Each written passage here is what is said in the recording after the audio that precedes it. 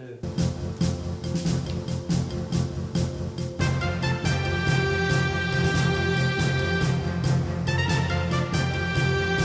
It's the Inside Scoop Virginia, all the news Virginians want to know. Now here's the host of Inside Scoop Virginia, George Burke. Welcome to Inside Scoop Virginia. My guest tonight is Scott Surville. Scott is the new chair of Fairfax County Democratic Committee. Scott's a partner in a law firm in Fairfax City, Surville, Markle, Isaacs, and Levy. Not ironically, but Senator Chap Peterson, our newly elected senator, is also a member of that firm. Scott spent 4 years as the chair of Mount Vernon. We had a spirited contest. We saw nearly 400 members of FCDC show up at the Government Center several weeks ago. We had an election. Scott was victorious. He comes in with a new team of officers, and I think they have a lot to do. For those of you who are not familiar with FCDC, it is the largest local or city or county Democratic committee in the state. It has over 500 members and growing. The only committee in the state that's larger is the Democratic Party's State Central Committee, which is composed of all the congressional district committees.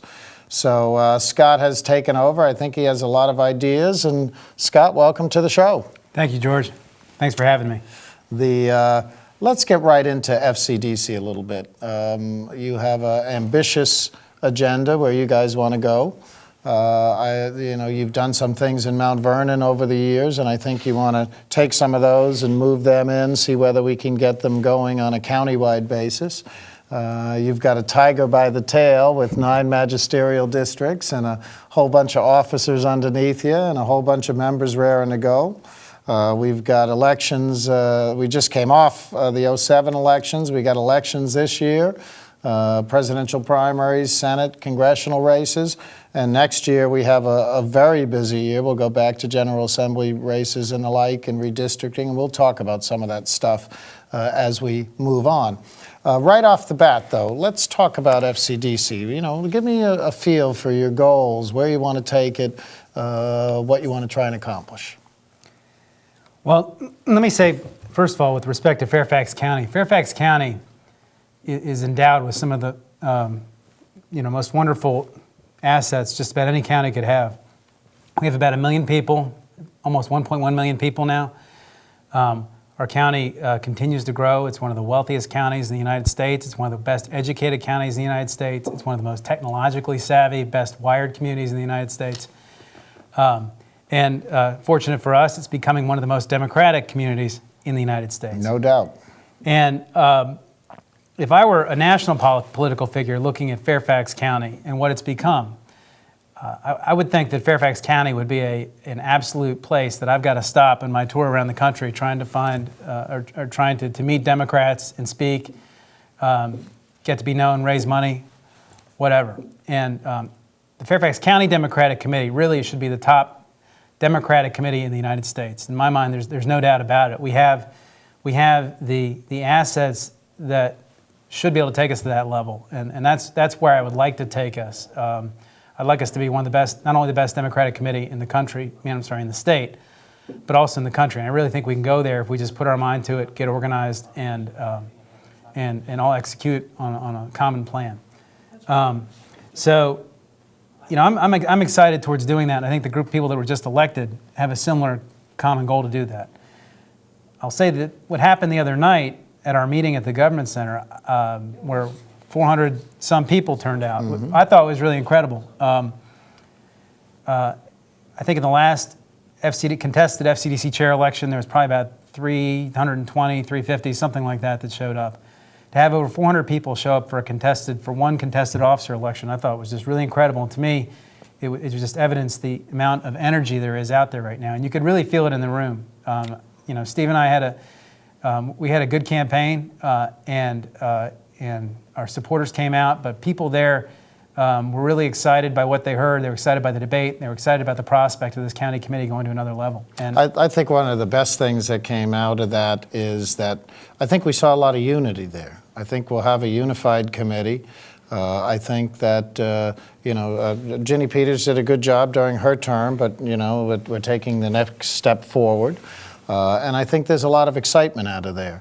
I think it was both you and Steve Bunn were class acts at the, once the totals were shown. I thought it was great to see Steve announce the vote totals and for you to recognize Steve and for you guys to be seen there together. And, Steve will continue to work for the Democratic Party, as all of us will.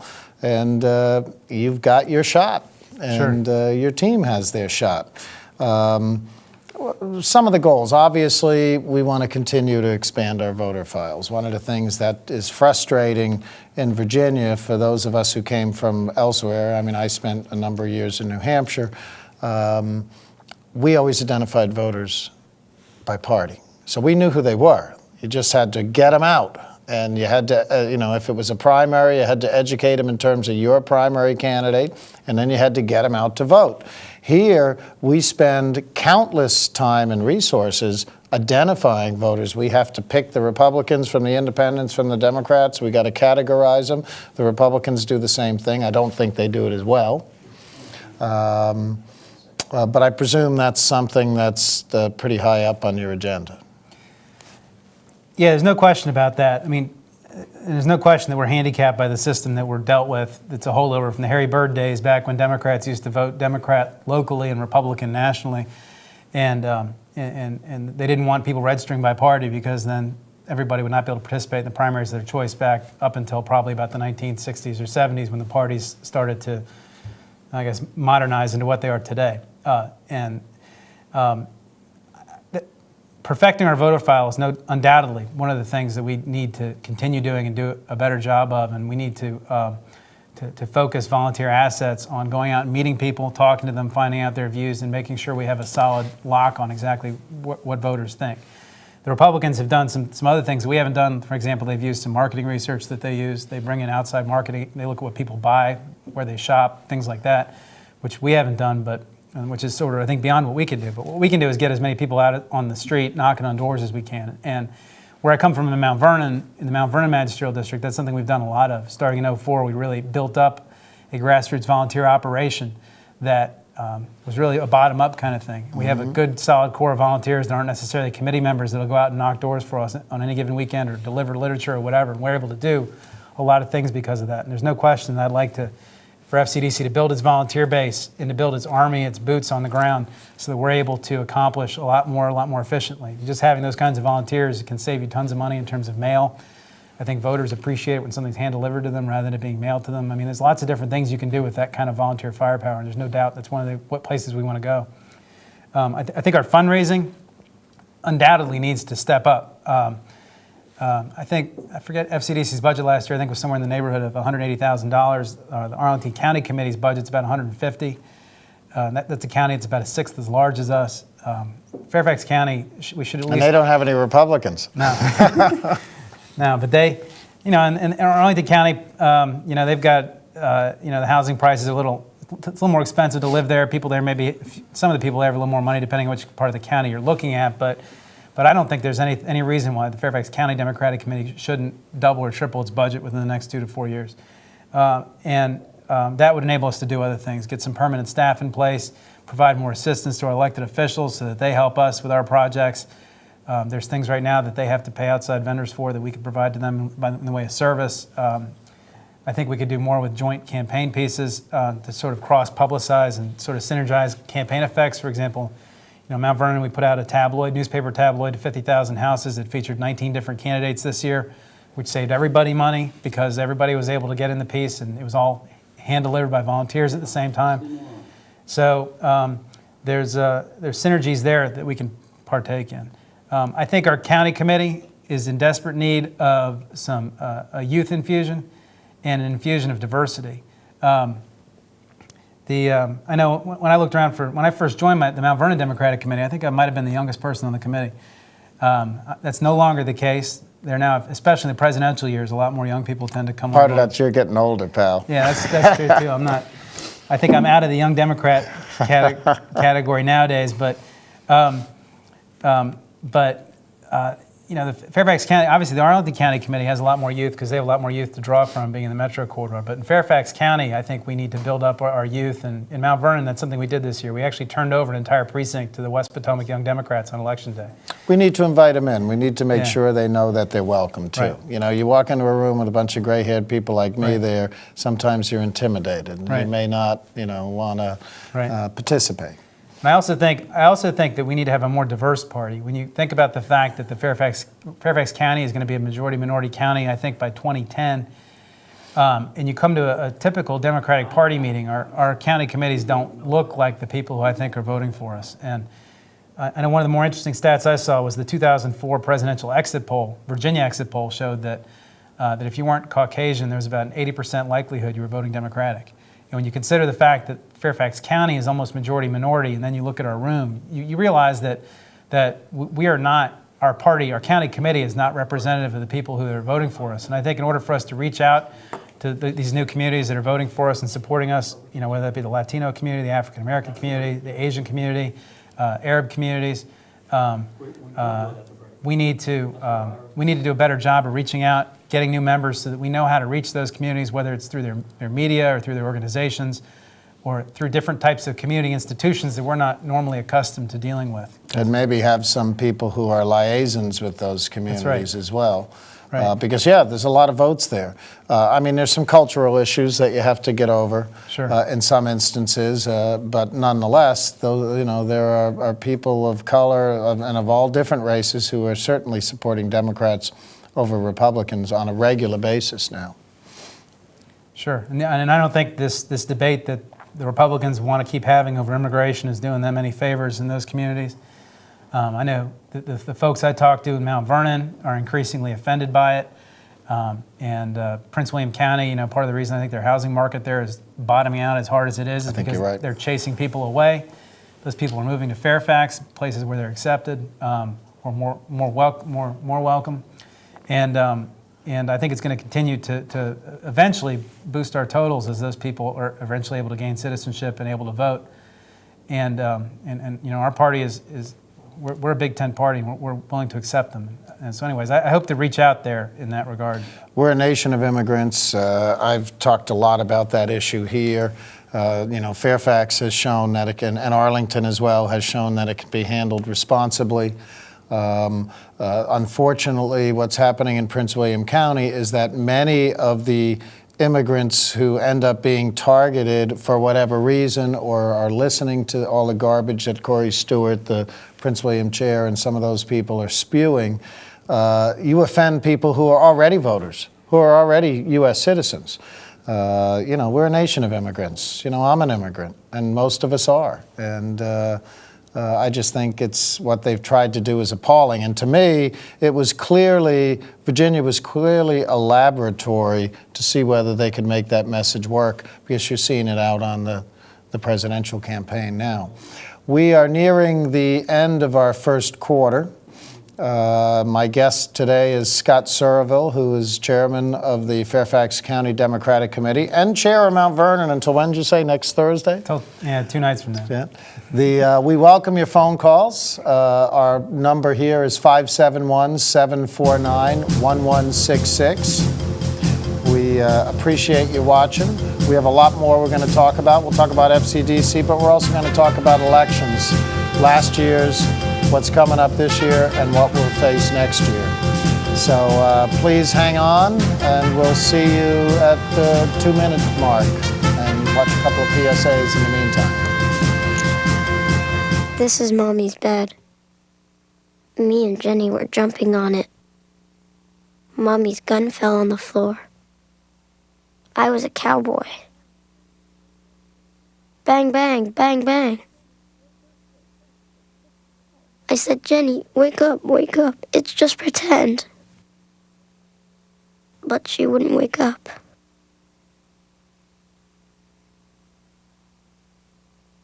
If you give me a fish. If you give someone a fish, you feed them for a day. Teach someone to fish. You feed them for a lifetime. Give me a fish, and you'll feed me for a day. Teach me to fish, and you'll feed me for a lifetime. Through Volunteers of America, you can help change lives in your community.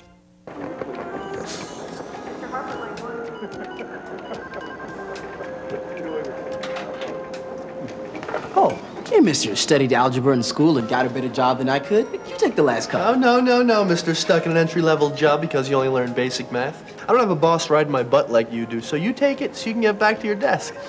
You know, I probably should, but maybe Miss AP Calculus with the $200 haircut in the big office upstairs would like a cup. Oh, no, Mr. What was your name again? Never mind, it doesn't matter. I'm too busy doing important things to care. I just came down for some sweet and start. You know, if my limited math abilities weren't keeping me from getting a better job, I'd quit this afternoon. I don't blame you. But thank goodness you're stuck here because we really need someone to make the coffee. Do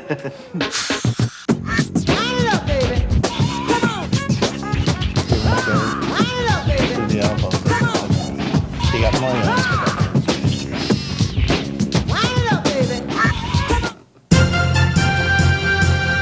Now back to the Inside Scoop, Virginia. Call in live and let your voice be heard. Here again, your host, George Burke. Call-in number 571-749-1166. My guest tonight is Scott Surville, new chair of the Fairfax County Democratic Committee. We welcome your calls. We're talking about FCDC and your agenda, so the floor is yours. Well, I think we were just talking about diversity and outreach a minute ago, and part of that, I think what we need to do a better job of as a county committee is our communications.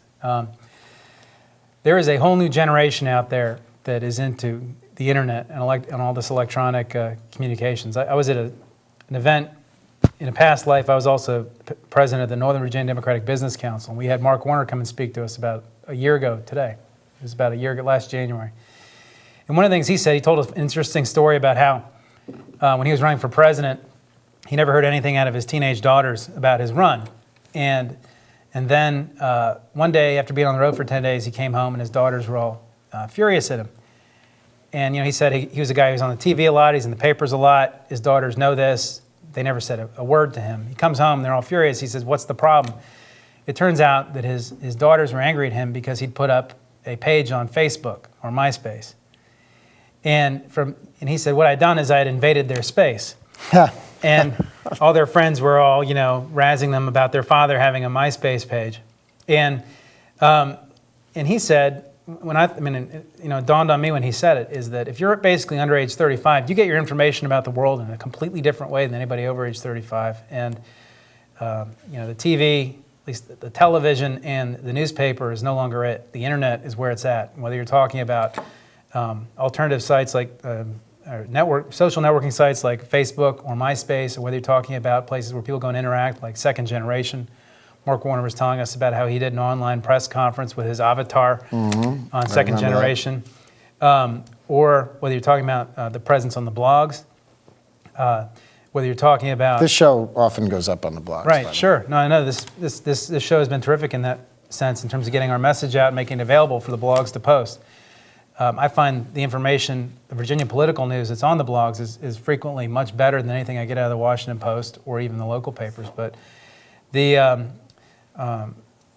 things you can do with YouTube today are just simply incredible. The stuff you can do on home editing video software. I know that a lot of these, I think cell phones are increasingly important when you're talking about reaching young people and external communications. Young people don't have landlines anymore. I have a... Texting them, there's a lot of talk, the political texting right. to I wrote candidates. I wrote an article on the Mount Vernon Democratic Committee blog about 3 months ago, talking about how a study that was done out of Princeton, which did a comparison of what is the most efficient way to get out the vote, and it compared mail pieces, canvassers, phone banking, and text messaging. And by far, text messaging was by far the most cost-efficient strategy in terms of dollars per vote you get. The problem, of course, is it's hard to get phone numbers and you have to opt in, but then that's where the internet comes in.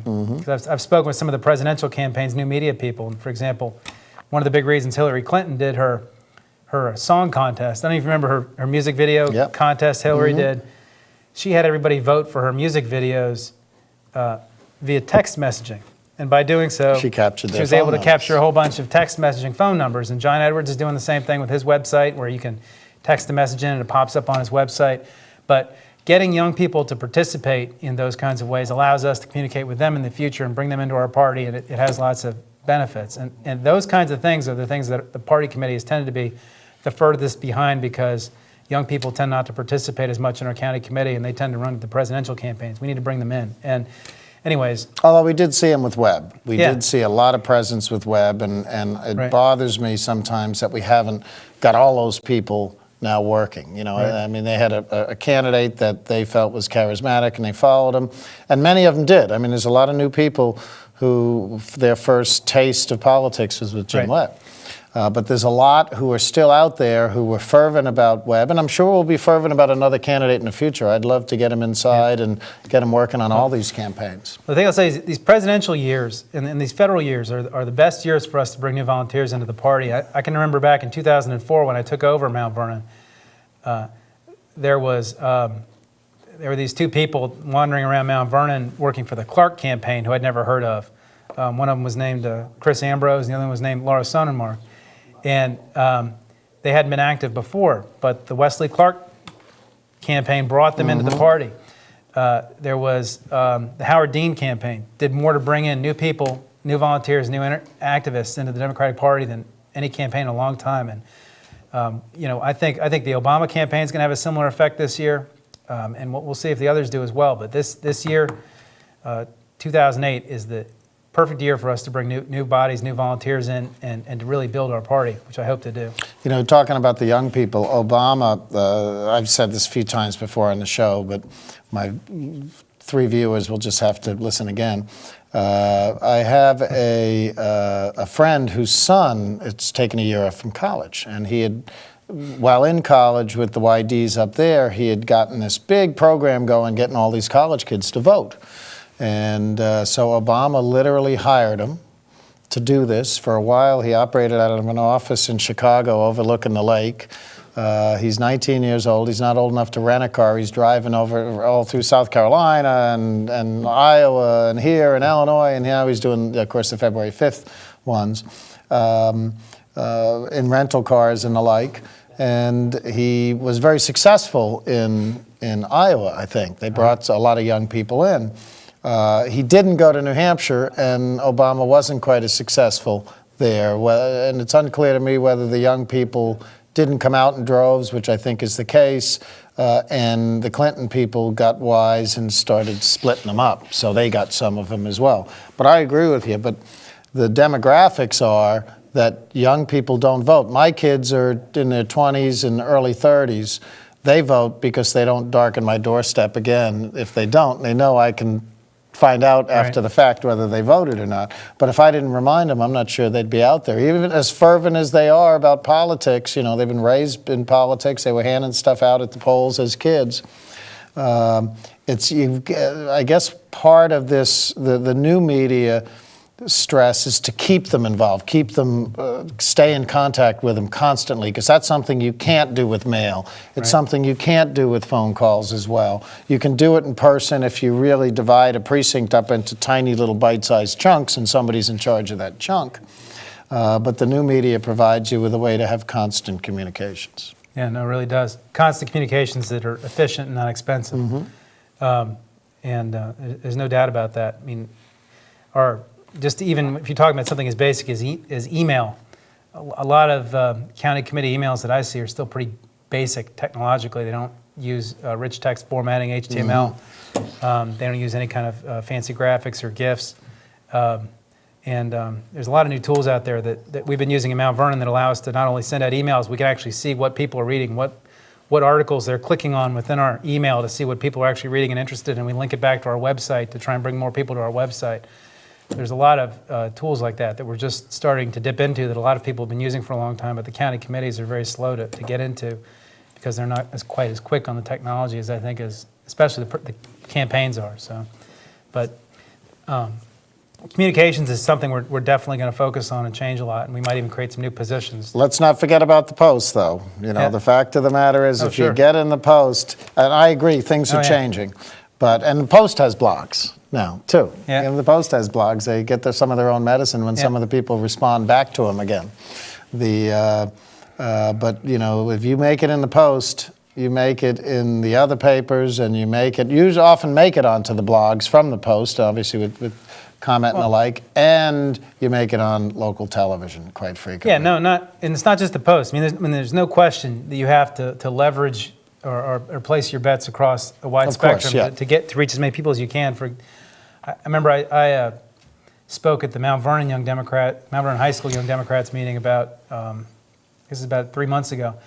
And one of the statistics I showed them was voter turnout by age group. And when I showed them that if you were basically 60 or older, at least in the web election, turnout was something like about 70%, whereas in the under 30 age group, turnout was about 20%. Yet there's a lot more young voters than there are old ones. If the young voters would participate, they could run things. But the reality is right now, at least the way the system's currently working, if you're older, you're a lot more likely to vote. So it's important that we reach those people. And I know. And energize them. Yeah, this is true. And in the web election, we were finally able to get some TV coverage when some people kept ripping down a 4x8 foot or 4x4 foot Jim Webb sign. I remember that. We had a 90-year-old volunteer who desperately wanted to have a big Jim Webb sign in his front yard, and it got ripped down 4 times. And so we camped out from 1 a.m. to about 5 a.m. or it was about 10 p.m. to about 5 a.m. every night for about a week to save this sign. And some of the local TV stations picked up on it, and the local paper picked up on it, and you know, it got us some good media, I thought, and we have to do that kind of thing. I think of my kids, and my kids don't read the Post. They look at it online. Right. My daughter reads the style section, but she grabs the style section out of the paper, but they don't read it. They get their news online. They'll go to Google News. They'll go to various different places, and a little bit off of television. But I think we can all agree that most of the television news is just a bunch of hot air and repetitive. And when you get to the local news, if you're trying to highlight our local candidates, until the couple of days before the election, there's no coverage. Right. And it's all, you know, car accidents, fires, murders, muggings, and gossip. Right, or they want to cover something sensational about a campaign when somebody publishes, for example, somebody's home address and telephone number. Yeah, exactly. Like my partner. Exactly. And that, I have to admit, Chap got incredible press out of that. Yeah. And I think if he hadn't, they would have gotten some press no matter what. But if he hadn't worked it, you know, he worked it hard, and you know, he had some good people on his campaign staff, no doubt about it, and he had a good campaign manager, and he had committed volunteers. Right. We're going to talk about some of these political races in the next half hour, so I urge you to stay with us. Our local phone number here is 571-749-1166, and I think we'll have a call after the break. It looks like we have a call there from Janet from Mount Vernon. So I urge you to stay with us, and we'll see you at the turnaround. Thanks for watching, and we'll be back with Scott Somerville in 2 minutes. Some people in Fairfax County don't know what public access means. Some think it's just another channel on the dial. But it's much more than that. It's the voice of the people. People like you. Your neighbors. Your friends. Or your family. People who want to share ideas. Opinions. Cultures. Lifestyles. Art. Sports. Music. Events. Entertainment. History. Science. Beliefs. People who want to learn about television. Producing. Directing. Cameras. Audio. Lighting. Editing. Or radio. Talk. Music. Whatever you think people should hear. Public access is the place where everyone has a voice. And it's the place where that voice gets heard. A place where you can create your own form of personal expression. So what do you want to say? Whatever it is. You can say it here. Because we're public access. For the people. By the people. It is about balancing our choices between the gray of the concrete jungle and the stunning beauty of the real one, between a stoic facade of granite and the fury of the canyon. It's why there's EarthShare, the simple way to find balance. EarthShare is the workplace giving program bringing the leading environmental groups under one umbrella. Support EarthShare, support them all. EarthShare. Please ask your employer about workplace giving. To learn more, visit our website.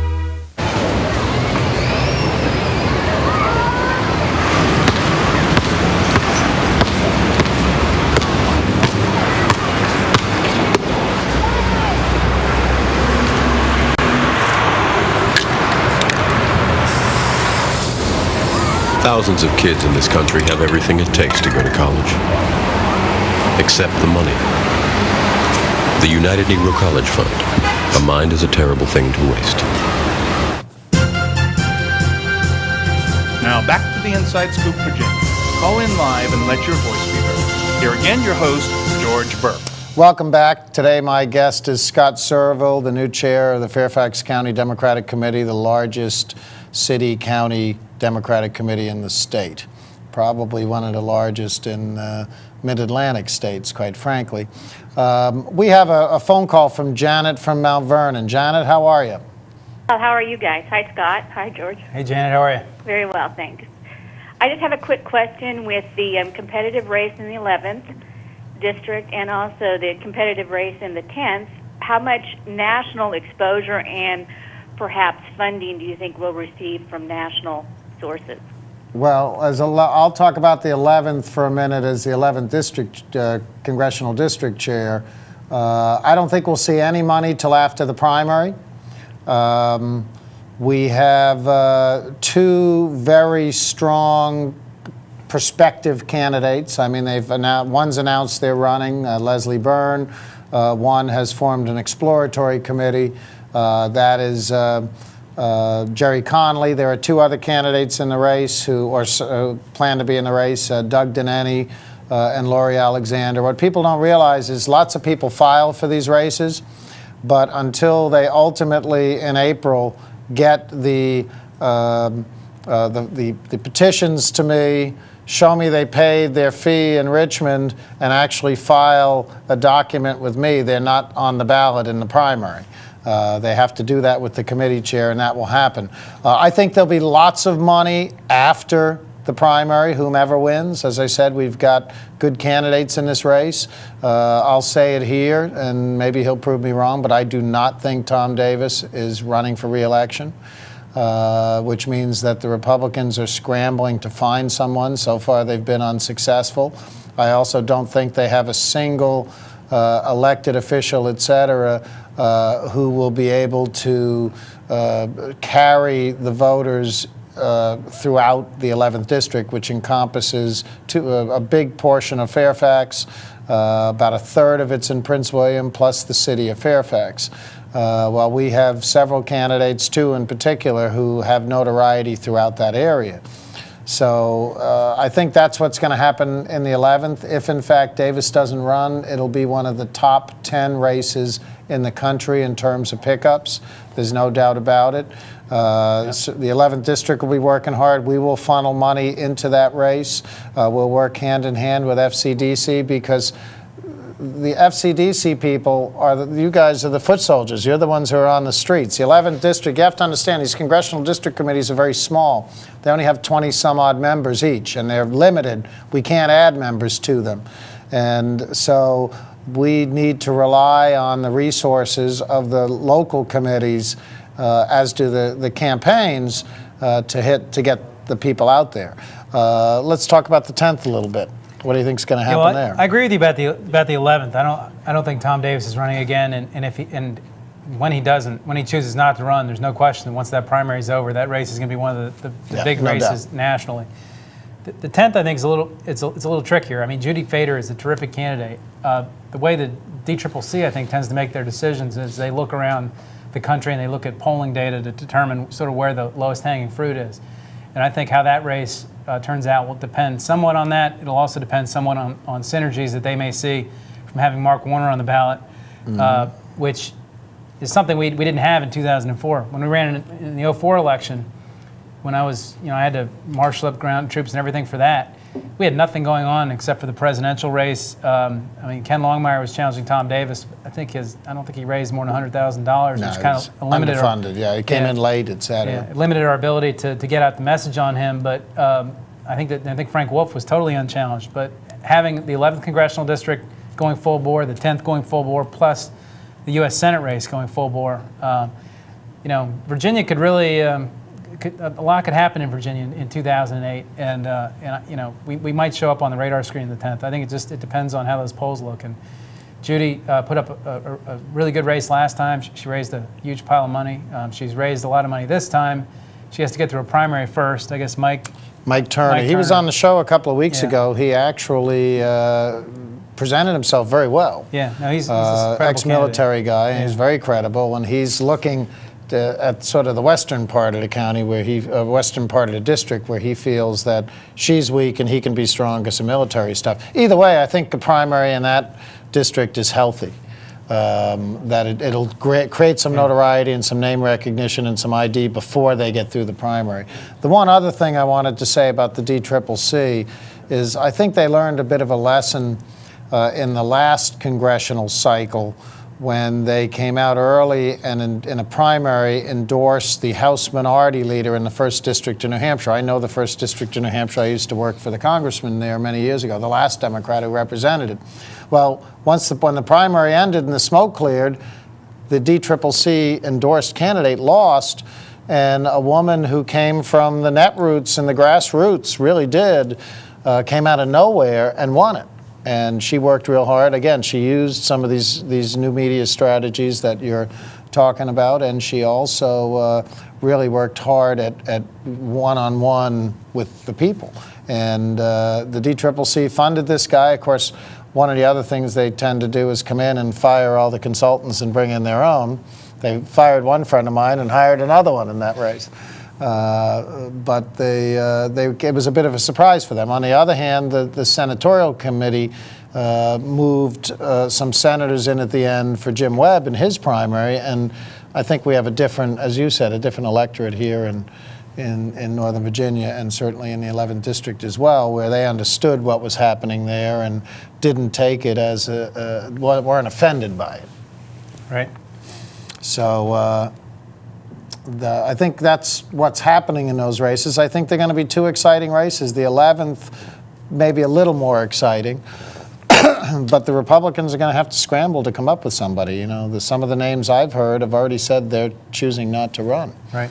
You got any feel who you think it'll be if Davis doesn't run? I mean, I don't have a clue. No, all I've known is what I've read on the blogs, I guess Hugo has officially said he's not doing it. Dave Albo has clearly said he's not doing it. There's not many Republicans left.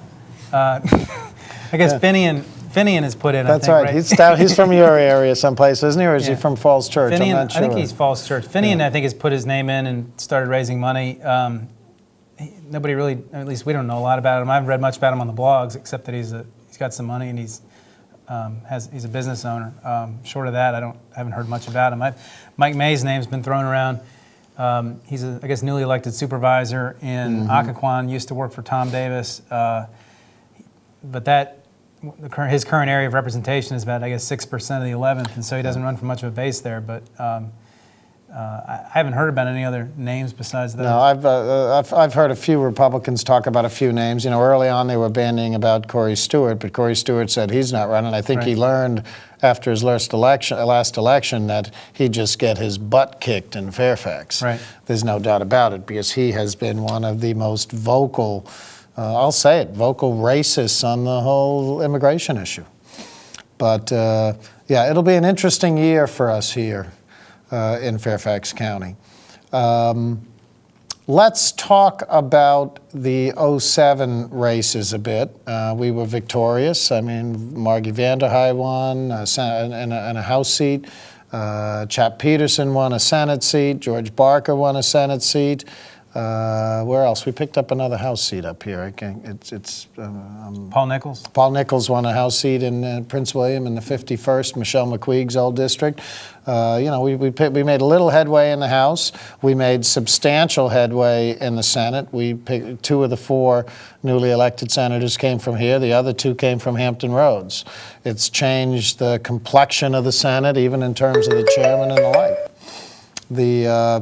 One of the issues I think that had some resonance for the Democrats was the whole issue of abuser fees. Now, we know there were some Democrats who voted for it as well, but they quickly distanced themselves, while some of the Republicans didn't. One of the principal players, who I know is near and dear to your heart, is Dave Albo. And we did not, we're going to show a video of Albo. I'm going to put it on in about 10 or 15 seconds. But Albo was one of the sponsors of the abuser fees, along with Delegate Tom Rust, and he opted to make a change at this point. I think what I'll do is we'll show the video, and hopefully this will work. This is the first time I'm doing this. We'll show the video, and then I'll hand it over to you and let you do some talking. I've been talking too much. The gentleman from Fairfax, Mr. Albo. Speaking to the bill, please. Gentleman has the floor. Mr. Speaker, members of the House, a number of us over the last number of months have run on trying to fix what I think is a good concept, as I began speaking earlier, that people who commit crimes on the road should pay more to drive than those who just get a ticket now and then.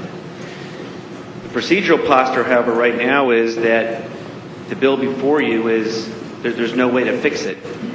What we were trying to do was we were trying to fix some of the problems. The main one is making that a situation that in-state and out-of-state people would both pay the same.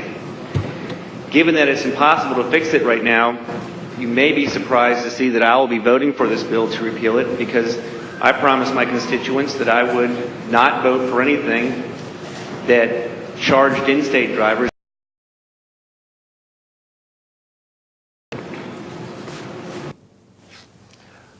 I'll give this guy Hypocrite of the Month. I mean, he was the front man for this thing. He was able to be the front man because he didn't have an opponent. We just couldn't find the right person to run. And, you know, I mean, it's a big decision to run for office.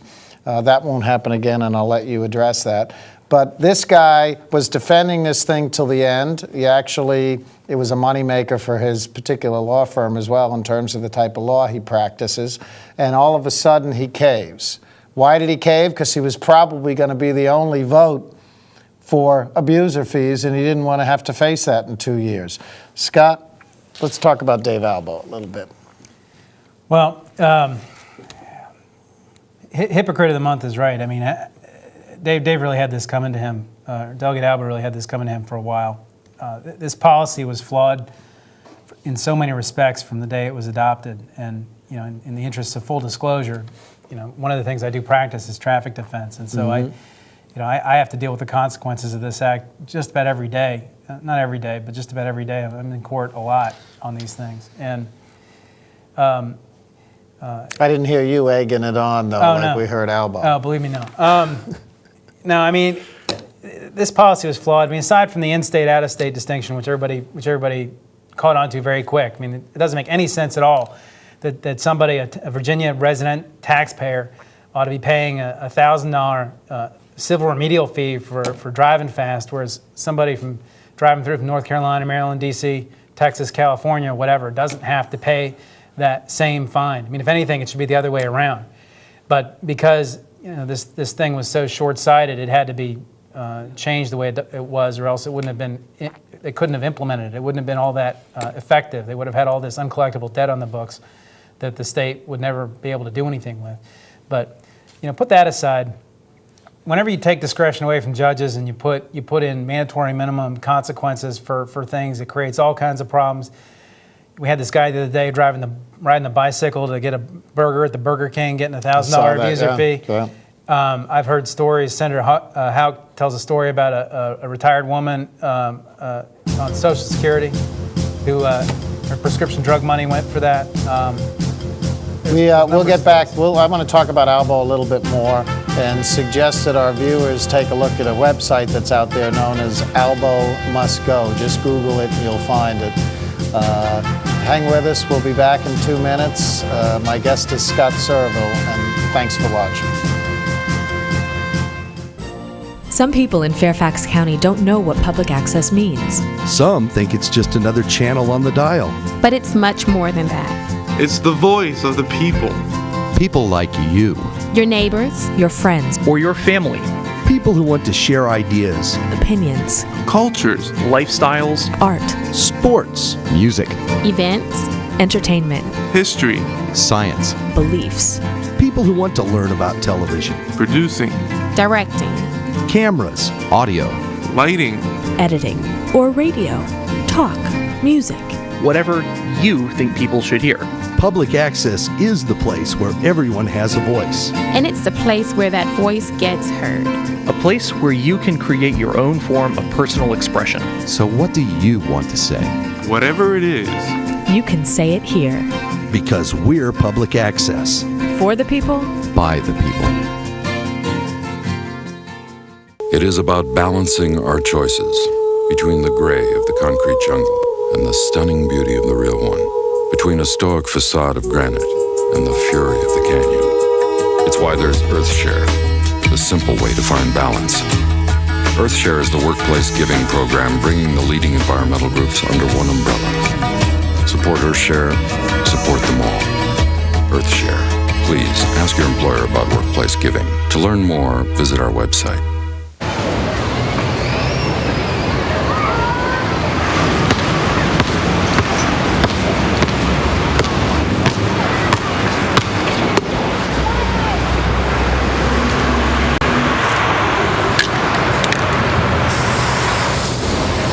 Thousands of kids in this country have everything it takes to go to college, except the money.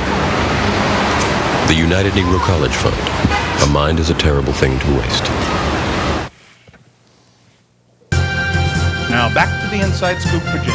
Call in live and let your voice be heard. Here again, your host, George Burke. Welcome back. My guest is Scott Somerville, FCDC chair, new FCDC chair, and we were talking about Dave Albo. Are we going to have a candidate against him next time? Yeah, I don't think there's any question there's going to be a candidate against him next time. I think one of the things that a lot of people didn't realize is sort of how the deadlines played out this last cycle. We had, I think, a primary filing deadline in April. Then we had our last opportunity to pick a candidate, I think it was like in the beginning of June via caucus. And there was a couple people that had stepped forward and then decided they didn't want to do it. But the abuser fee press didn't really hit until right around July 1, right when the law was coming into effect. And had that press all hit maybe 3 weeks earlier, we could have gotten anybody to run, I think. But a lot of people forget about how the timing of all that went down. But, you know, Dave, there was a group of us that did a write-in campaign against him this year in the Mount Vernon precincts. We had 7 Mount Vernon precincts where we handed out a flyer. And in one precinct, we had 37% write-in vote against him. Overall, in the precincts, I think, where we did the write-in campaign, it was about 18%, I think. In the district overall, it was about a 12% write-in vote. We even had one precinct, his home precinct, where he grew up, Irving precinct, where he had almost a 10% write-in vote against him, where nobody did anything to encourage write-ins. You know, familiarity breeds contempt. Yeah. You know, Delegate Albo really has some serious exposure next cycle, and I think this abuser fee fiasco has really shown a spotlight on him and his record, and he's going to have a really, really tough time next time. And I think we're going to have a really terrific candidate step up next time. We'll be waiting. It's going to be exciting, and so will some of these other races that we have in Fairfax County next time. Well, you know, we're not glossing over 08. We've got a presidential primary on the 12th of February. One of our in-studio guests actually asked, do you think we'll still be in play? Well, that's hard to say, but I suspect we will. I don't think we're going to see, I don't know what you think, but I don't think we're going to see any real definitive results coming out of Mega Tuesday, Super Tuesday, whatever you want to call the February 5th races. Yeah, no, I think we will be in play. I mean, if you think back to 2004, when things swung around to Virginia, John Edwards was still in the mix. And I think we had something like 69,000 people vote in Fairfax County in the Democratic primary. Given what Iowa has shown, what New Hampshire's shown, the turnouts they're seeing there, you have a lot of people, not just a lot of people wanting to vote, but I think you have a lot more people that used to vote in Republican primaries voting Democrat in the open primaries. And I wouldn't be surprised if we have somewhere between 80,000 and 100,000 people participate, because I think it will be in play. The big wild card, of course, is now that we have so many other states that have stepped up to Super Tuesday, whether or not that'll either create more uncertainty in the process or more certainty. And unless one of them really runs the board. Right. I just don't. I mean, they're both running good campaigns. I just don't see how it's going to happen. You know, Obama inspires a lot of passion in a lot of his followers. He has some of the same charisma that Bill Clinton had as president, where when he talks to you, he sort of envelops you with his presence. Hillary, on the other hand, is running as a policy wonk and making headway that way as well, given her understanding of the issues. So I think I'm hopeful it's going to be in play, because I think it'll shine a spotlight not only on us but D.C. and Maryland's primaries as well, and we have an opportunity to show the nation that Virginia is not quite the red state that we used to be. That's right. No, that's right. I'd love to see it go all the way to the convention. There hasn't been a convention. I've been to a lot of Democratic conventions. There hasn't been a really contested one of great import since I was a kid. And so we'll remain to be seen on that. Let's talk a little bit more about, certainly, I don't want to say Mark Warner's a shoo-in. No one's ever a shoo-in. But Gilmore is such a buffoon, and once people start reminding the voters about how Gilmore functioned as governor and basically almost bankrupted us, I think that Mark will help carry some other candidates over the top next year. But 2009 is a whole different issue. The Senate's going to remain the same until 2011. So redistricting, the senators who are in there now will be the senators who will be involved in redistricting not only all of our General Assembly seats, but also our congressional districts. And if you don't think this is a big deal, one reason why it's so hard to unseat members of the House of Delegates right now who are Republicans is because they've got nice, cushy seats. Tom Davis and his wife redrew the boundaries for the 11th district. It's one reason he's been able to hold it this strongly over the course of the years. Now I think it's gone back Democratic. But let's address this redistricting a little bit. One thing I think people forget, when I was in college, I graduated high school in 1989, interned for Jim Moran in 1991, right after he got elected. Beat Stan Paris, who had been in office for, I guess, about 8 or 10 years, who'd beat Herb Harris before that, who my mother used to work for. But after Moran got elected, and after Leslie, right around when Leslie got elected, 92, I think it was, Virginia had a majority Democratic congressional delegation. We had, I think it was Jim Olin out in the Shenandoah Valley. Yeah. We had Owen Pickett in Virginia Beach. We had the 8th. We had the 11th. We had Boucher seat, the Fighting 9th. And there was a 6th one I'm leaving off, the 5th, L.F. Payne. L.F. Payne, right. And that was 6 out of 11. And then when Leslie came, I think one flipped back to the Republicans. Before that, I think it was 6 out of 10. And then after Leslie won, it was 6 out of 11. I think when Olin retired and Goodlatte came in anyways. But the difference in our ability to win those elections is that we had a Democratic General Assembly that was drawing those lines with and Democratic governors for much of the 80s. And that makes such a huge difference in terms of how competitive these seats are. And I think if we were to get a stake in redistricting, or have a real seat at the table, last time it was entirely done by Republicans, we could pick up a lot of congressional seats in Virginia. A lot of them would be in play. The 5th would be back in play. The 11th would be, the 8th would probably lose some Democratic votes to the 11th and the 10th. Thelma Drake probably would have a really tough go of it, and Virgil Goode would have a tough go of it too. But yeah, I think just in the congressional races, I think that the 8th will ultimately have to give some up without hurting the Democratic strength there. And they can't save the 11th. Right. So they'll try to pack more Democrats in the 11th and try to protect the 10th, if the Republicans are running it. Right. There's also talk, of course, about bipartisan redistricting. Right. It's a noble gesture. I just don't see it happening in this session of the General Assembly. I may be wrong, but... House of Delegates doesn't want to have anything to do with it. But of course, the road to get there, of course, we have to get a majority in the House of Delegates, and the road to get to there, I think, runs right through Delegate Abo's seat, Delegate Rust's seat, and Delegate Hugo's seat. And Rust came awful close this time with Jay Donahue. Yeah, and Rust, Rust has already proven himself. He's already gone out and broken one campaign pledge, I think 2 days into session or something, voting against open subcommittee votes. And he made a promise in a Virginia Free brochure, I guess, that he supported recorded subcommittee votes. And then he immediately went down there, and the leadership pressured him into voting against it. I think Bob Marshall was the only delegate Republican who voted against that. He immediately was stripped of his subcommittee chairmanship and kicked off a committee. But retribution. No, I mean, Rust, I think Jay Donahue lost to Rust by only, I think, about 800 votes. And Albo is going to have a tough race. And I think we could really give Hugo a run for his money. And then you get over to Prince William County. Jeff Fredericks is talking about running for chair of the Republican Party. He doesn't seem too focused on his district anymore. Mm-hmm. And we did have a shot for a while against Scott Lingenfelter. And I'll tell you, it's tough in Prince William, though. It really is. It's, I mean, they're getting much better. They have a young chair there, Pete Frisbee, Right. who's working very hard. I've already talked to Pete. And Pete's on the 11th District Committee, which you would be on as well, except you live in the 8th. By one precinct. And but Pete's on, and Pete's impressed me greatly. But they have a lot of work to do. They've got to raise money. They've made huge strides, but they're not Fairfax yet by any means. No, not at all. And no doubt redistricting is extraordinarily important. And you guys will be in the eye of the storm. FCDC, that's where the action is on these races. That's right. Certainly, they all run their own, but the more they can be coordinated. I also and statewide races. Yeah. I mean, the 8th and the 11th congressional districts contributed something like a net 120, 130,000 Democratic votes statewide, and that was something the Republicans just couldn't overcome statewide. And so in the gubernatorial race, Fairfax is absolutely critical in 09.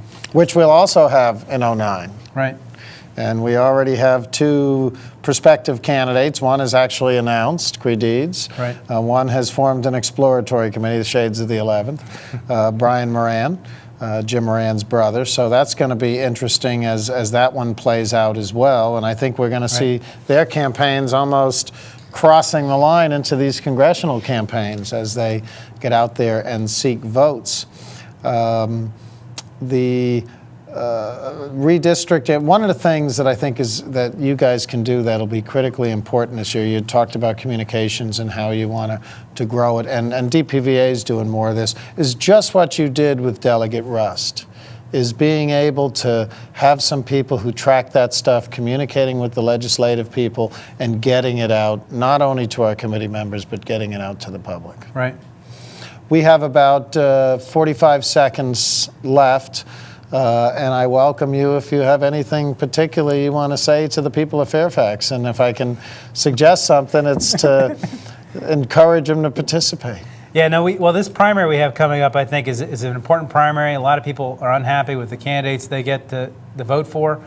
Primaries are your one opportunity to actually get to participate, to select the candidates. And the participation in primaries is woefully low. It really should be a lot higher than it is. And we're not going to only have a Democrat but a Republican primary this time, so I hope people get out and vote in the Democratic primary. We have 3 very good candidates. It's going to be an exciting year. Well, I second his motion. Get out there and vote on February 12th. Don't forget we'll have another primary in June for our local races. My guest today was Scott Surville, new chair of Fairfax County Democratic Committee. Thanks for being on the show, Scott. Thanks for having me. And we'll see you in a week.